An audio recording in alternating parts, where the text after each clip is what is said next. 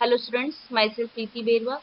आज हमारा coordination compounds का 8वां लेक्चर है। पिछले लेक्चर में हमने कोऑर्डिनेशन कंपाउंड्स में स्टीरियो आइसोमरिज्म के बारे में बात करी थी।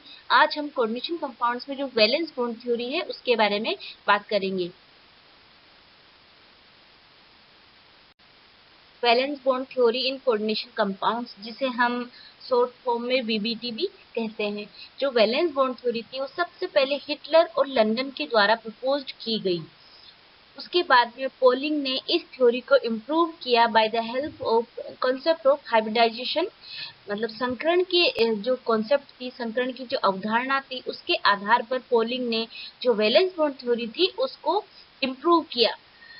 तो जो मेनली जो वीबीटी थ्योरी है वो किसके द्वारा दी गई? पोलिंग के द्वारा। वैलेंस बॉन्ड थ्योरी किस पर आधारित है? वैलेंस बॉन्ड थ्योरी जो सेंट्रल मेटल आयन और जो लिगेंड है उनके बीच में जो इंटरेक्शन होता है या उनके बीच में जो बॉन्ड होता है, कोवलेंट बॉन्ड, उस पर आधारित है।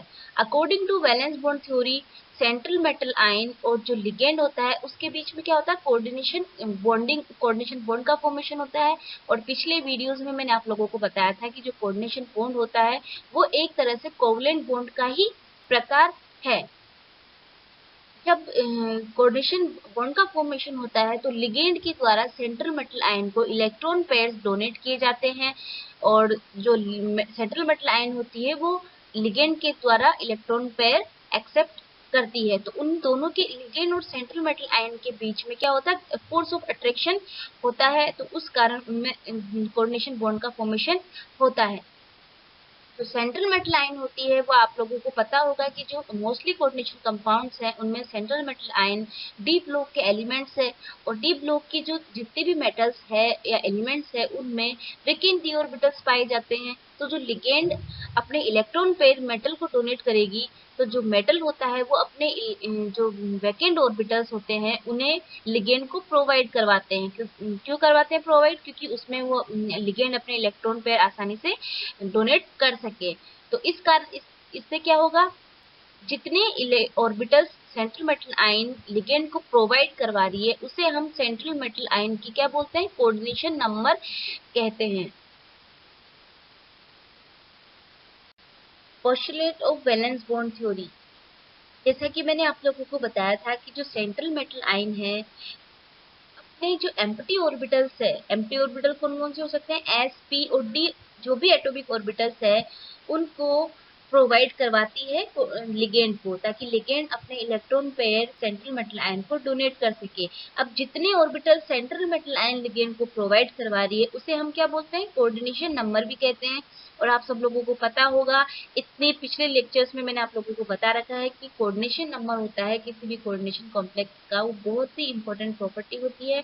कोऑर्डिनेशन नंबर के आधार पर हम किसी भी कॉम्प्लेक्स की ज्योमेट्री का पता कर सकते हैं।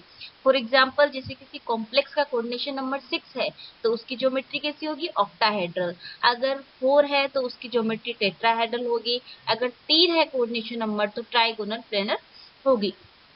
सेंट्रल मेटल आयन के जो ऑर्बिटल्स है, वैकेंट ऑर्बिटल्स है, वो आपस में हाइब्रिड होकर हाइब्रिड ऑर्बिटल्स का फॉर्मेशन करते हैं। और जो हाइब्रिड ऑर्बिटल बने हैं उनकी जो एनर्जी होती है वो सेम होती है, लेकिन उनकी ज्योमेट्री डिफरेंट हो सकती है। अब लिगेंड जो होती है वो सेंट्रल मेटल आयन को इलेक्ट्रॉन पेयर डोनेट करती है। तो किसी भी लिगेंड के पास एटलीस्ट 1 सिग्मा ऑर्बिटल प्रेजेंट होना ही चाहिए, जिसके अंदर lone pair of electron lone pair of electron होना ही चाहिए। मतलब लिगेंड के पास एटलीस्ट 1 सिग्मा ऑर्बिटल होना चाहिए जिसमें क्या होंगे? Lone pair of electron present होंगे। और ये लोन पेयर इलेक्ट्रॉन लिगेंड किसको डोनेट करेगी? सेंट्रल मेटल आयन को। जो मेटल के वैकेंट डी ऑर्बिटल है वो लिगेंड के सिग्मा ऑर्बिटल के साथ ओवरलैप करेंगे, और ओवरलैपिंग से क्या होगा? मेटल और लिगेंड के बीच में सिग्मा बॉन्ड का फॉर्मेशन होगा, जिसे हम कोऑर्डिनेशन बॉन्ड भी बोलते हैं और कोवलेंट बॉन्ड भी बोल सकते हैं, क्योंकि कोऑर्डिनेट जो बॉन्ड होता है वो कोवलेंट बॉन्ड का ही एक प्रकार है।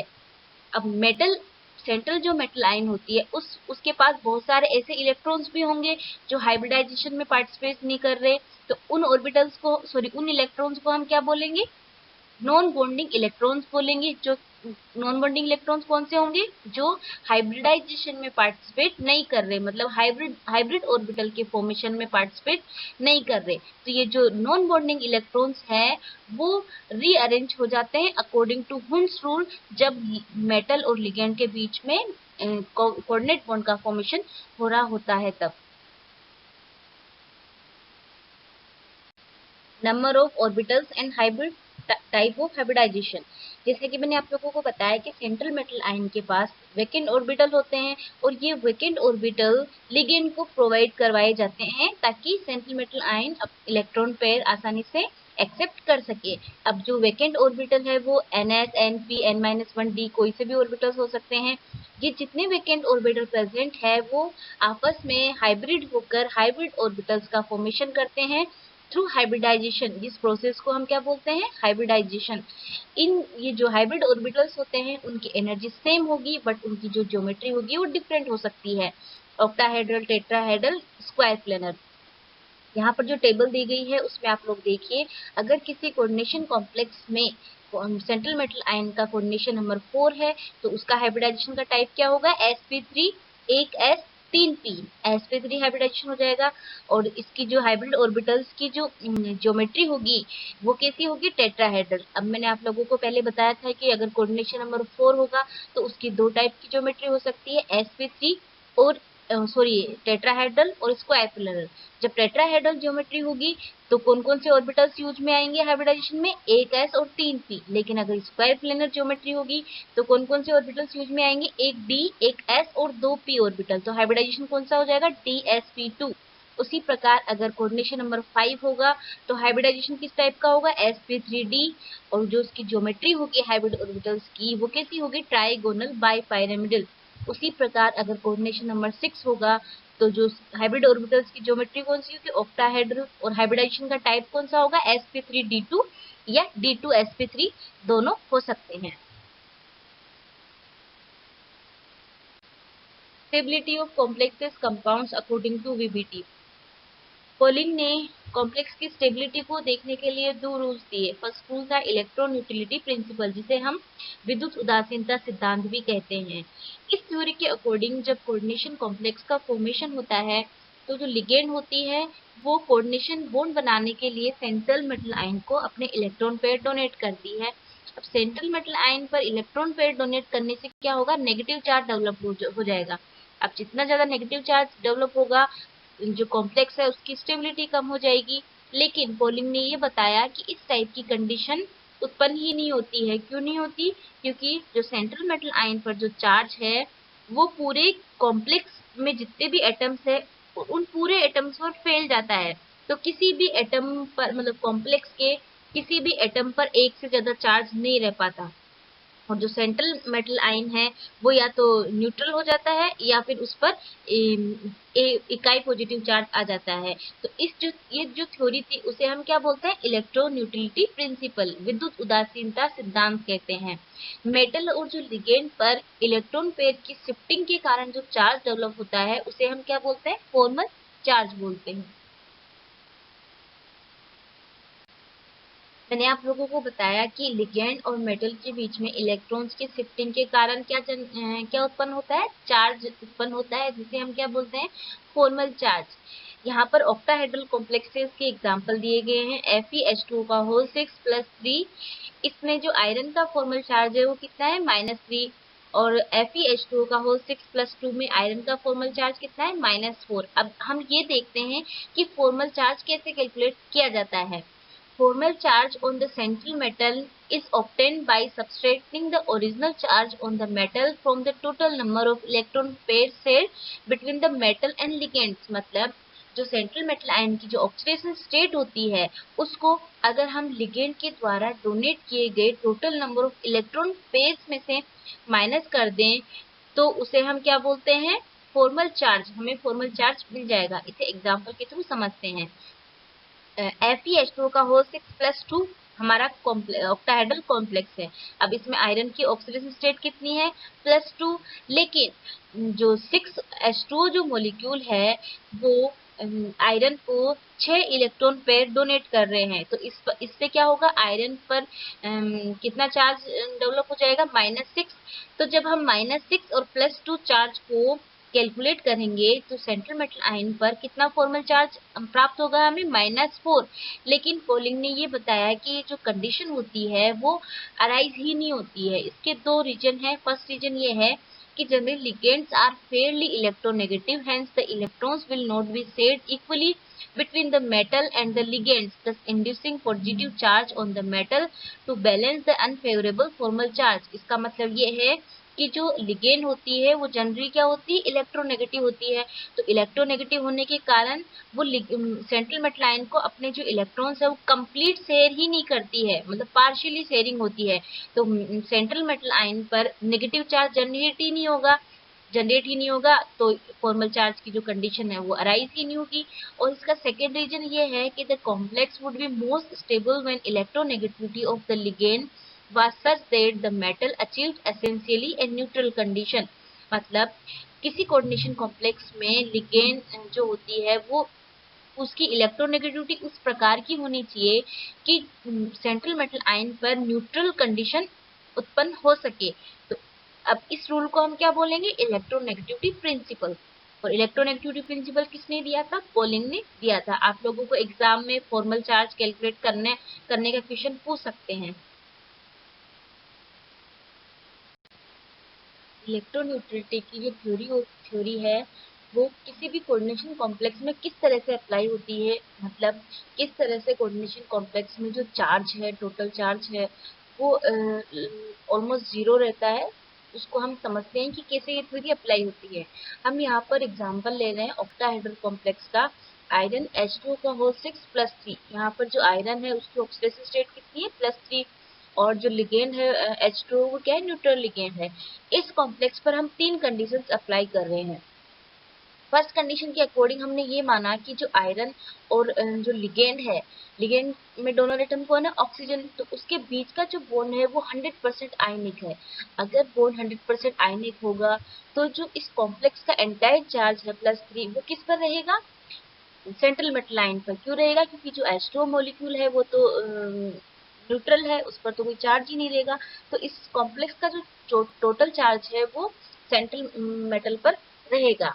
ये इंडिकेट कर रहा है कि जो लिगेंड है वो अपने electron pair central metal ion को डोनेट नहीं कर रही, और ऑक्सीजन की जो इलेक्ट्रॉन है वो ऑक्सीजन के पास ही रह रहे हैं।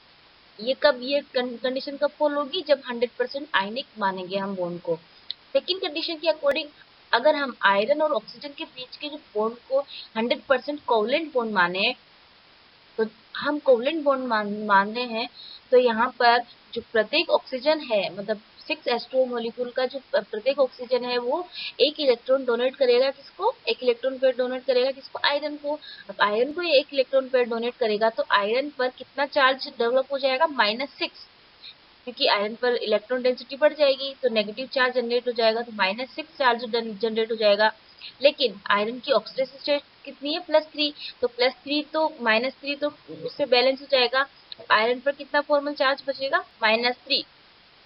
जब हम 100% कोवलेंट बॉन्डिंग मानते हैं तो जो ऑक्सीजन एटम है वो एक इलेक्ट्रॉन फिर आयरन को डोनेट करेगा, तो आयरन पर तो -1 चार्ज आएगा, लेकिन जो ऑक्सीजन है, जो इस कॉम्प्लेक्स में जो 6 ऑक्सीजन है, प्रत्येक ऑक्सीजन पर कितना फॉर्मल चार्ज जनरेट होगा, +1